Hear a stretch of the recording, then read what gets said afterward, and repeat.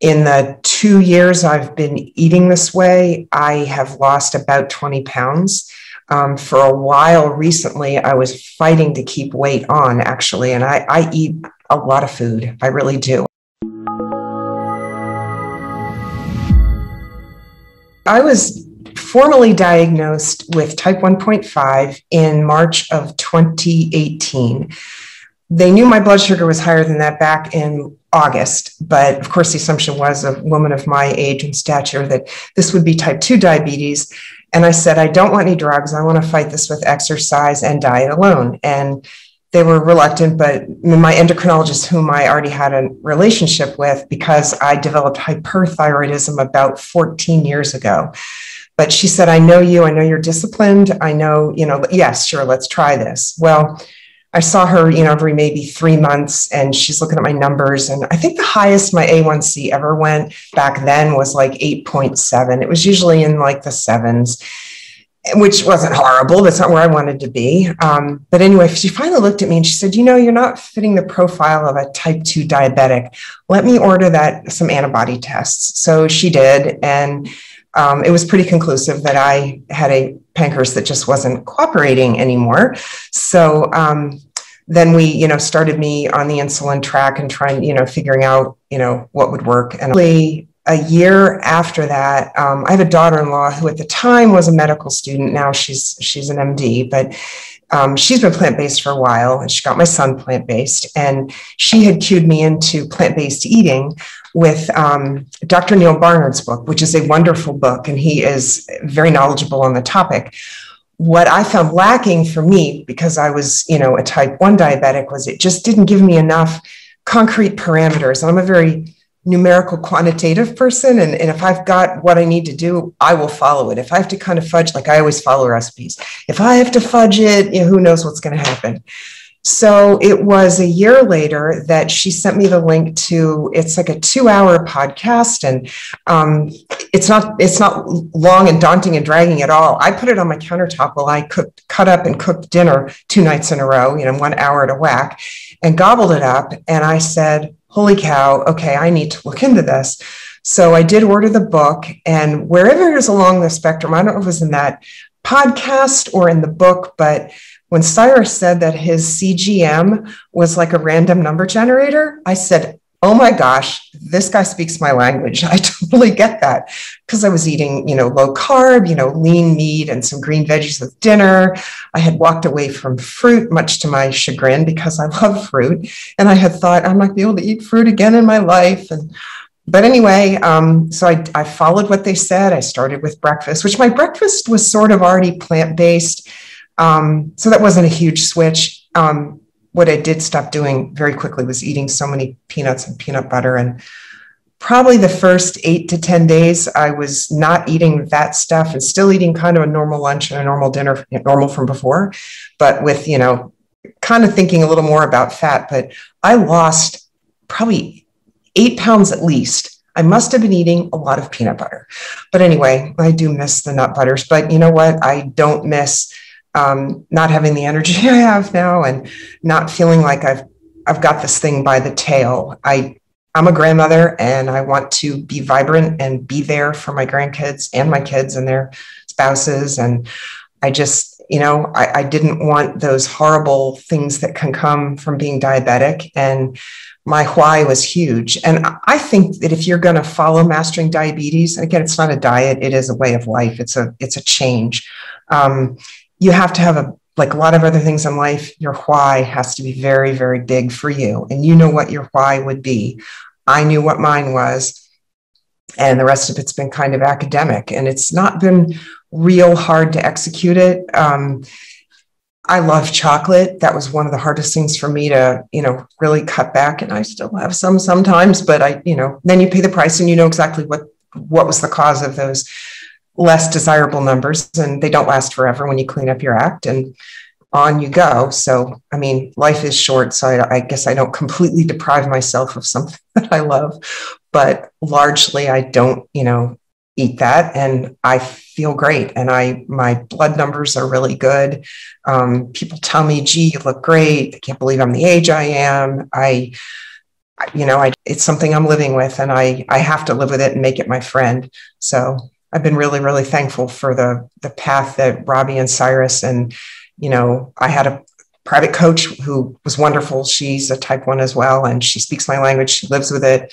She could commiserate with problems I was having and challenges, but it was a wonderful opportunity for me to be able to do that. So I'm just really thankful that these guys faced the challenges in their young men's lives. And I have 3 sons. So I that spoke to me that these are, young guys that when they were diagnosed, and I'm so thankful that they've done what they've done for the rest of us. Yeah. Before I became knowledgeable about Mastering Diabetes method and was cruising along on my own path, my A1C, the month I started, I happened to have blood work done, and they didn't do my cholesterol, but I did get an A1C read at 6.3. And I just had lab work done almost a month ago, and it was 5.3, which I know my endocrinologist is probably going to be a little skeptical of, thinking it's punctuated by a lot of lows, but there are some lows in there, but not a whole lot of very, very lows.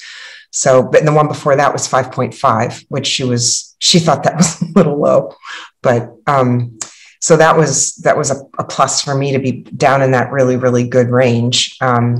My cholesterol was not done the month I started, but 3 months into it, it was 170, and I just had it done again, and it was 154. So I was very happy with that. And my LDL, HDL, and triglycerides are all really well into the ranges where they want you to have those numbers. In the 2 years I've been eating this way, I have lost about 20 pounds. For a while recently, I was fighting to keep weight on, actually, and I eat a lot of food. I really do. I eat at least 500 grams of carbohydrate a day. Sometimes it breaches almost 600.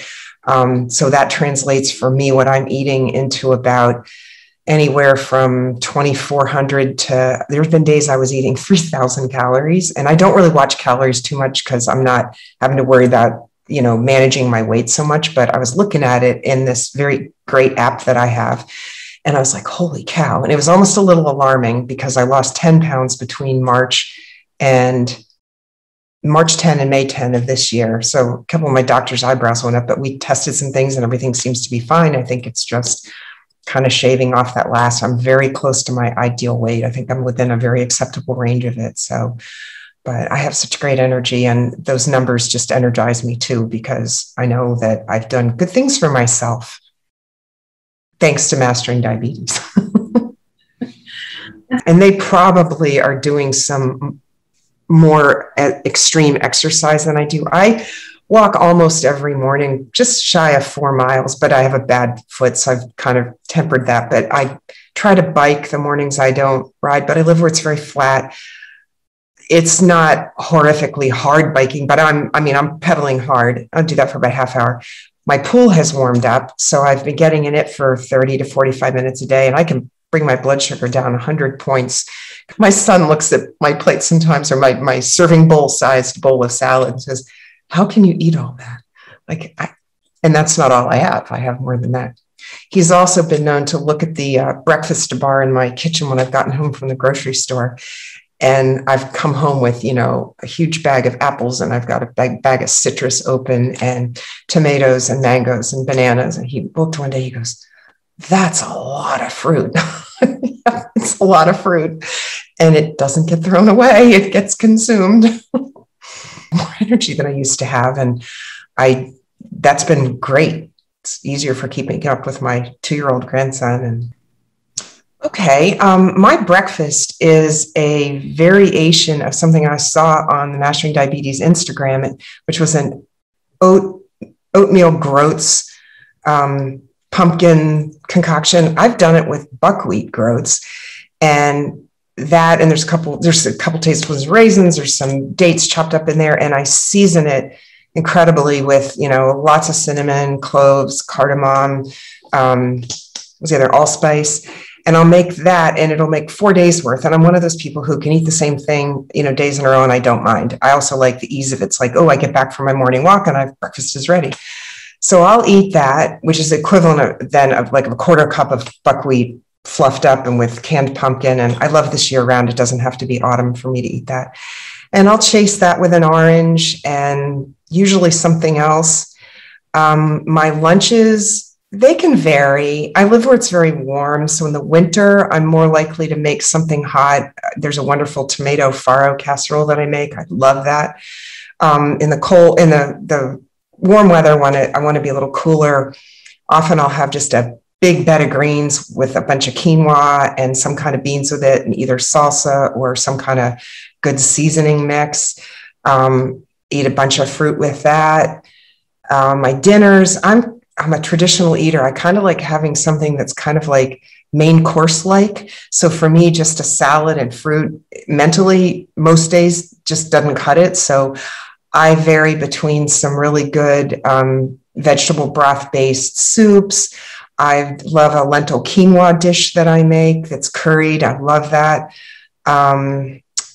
Sometimes I'll do something kind of Mexican-y oriented, but I kind of vary between a couple dishes. I need to branch out a little bit more, but those are just easy and predictable. I know how long they're going to take to make, and I can do it in advance and not be crazy as dinner's approaching and realize I don't have anything cooked for me to eat, and then, either get hangry or just disgusted with myself. And I love nice cream.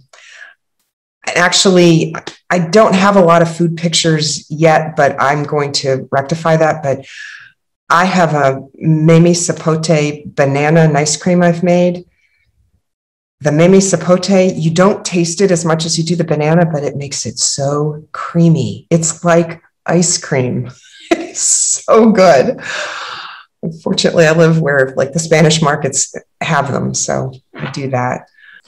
Oh, people thinking about trying this, you absolutely should try this. What have you got to lose? And you might have everything to gain. I am telling everybody about this all the time. I'll mention to a waiter in a restaurant when I very patiently tell them, yes, I'm going to order a salad and I'd like you to hold, the olives, the croutons, and the cheese or whatever it is. And I hope you don't mind, but I'm diabetic. I eat a plant-based diet, so I have brought a side dish. I will do that. I'll bring in a warmed up, like my curried lentil quinoa. I love that. And I'll have some cut up fruit in a little jar, and I'll eat that at the end of the meal. And they're pretty gracious, most of them, because I'm usually with somebody who's eating more of a meal, and, it's never a problem. People are pretty understanding. But I've had a waiter say, "You're a type 1 diabetic? My sister is." I said, "Oh my gosh." So I take this thing out of my handbag and I write masteringdiabetesmethod.org or whatever it is. And he's like, "Oh, thank you so much." I mean, I've just become an ambassador. When I mention my thing, a lot of people say, "Oh, I have type 2 diabetes." I've looked at them and said, "You don't need to. You can reverse that." So, that's how excited I am about it. I tell them I don't have a financial stake in this. I just really, really believe that this works. And I said, it's not, hocus pocus. It's research that is actually about 100 years old, but there's a lot to it. And if they really want to know, I'll explain, to them in layman's terms, what it is about your body and the food that you're eating that renders this such a successful way to manage it. But I'm always telling everybody about it. Thank you. I'm really thankful for Mastering Diabetes Method and all that you guys do.